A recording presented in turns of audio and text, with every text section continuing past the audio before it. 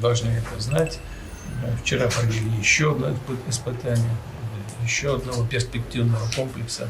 Это подводный, безэкипажный.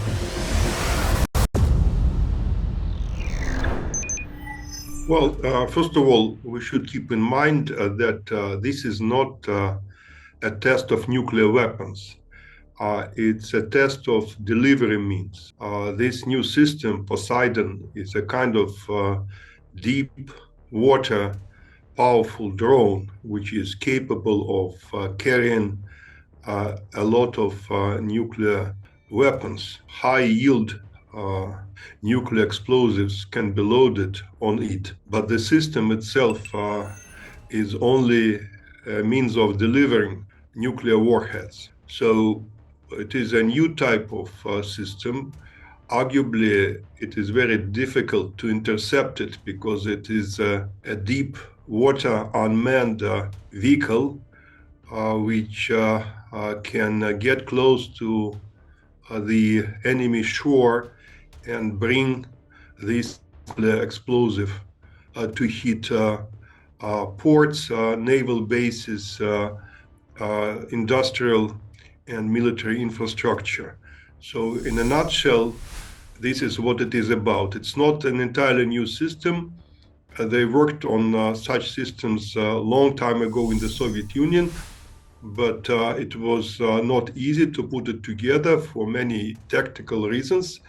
It's an expensive system, but it seems that finally Russia has successfully tested it. Well, I think that over the last couple of years, the Russian leadership got very frustrated with the unwillingness of the United States to continue the bilateral US-Russian arms control process as it existed over the last 50 years. We saw that the United States has withdrawn from the INF Treaty. The United States demonstrated no particular appetite to work on the new strategic arms control agreement that could replace the New START, and the New START agreement expires in early February of next year.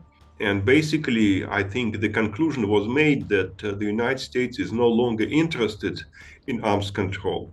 Moreover, the Republican administration announced its intention to deploy the so-called golden cupola, a new system that should cover the territory of the United States, anti-ballistic missile system, which in theory could significantly inflate the second strike capability of the Russian Federation.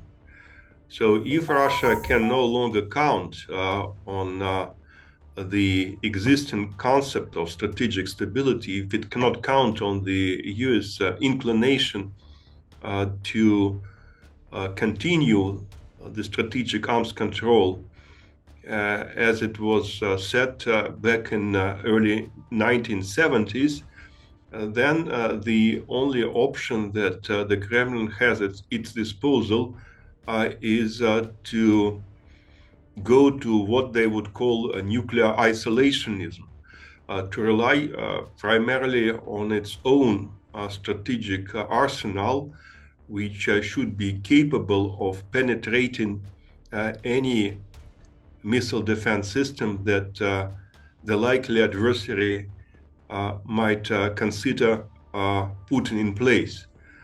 The intention is to make sure that under any conceivable circumstances, Russia would be in a position to inflict unacceptable damage on the likely adversary, no matter what kind of the first strike capabilities the adversary might have at its disposal.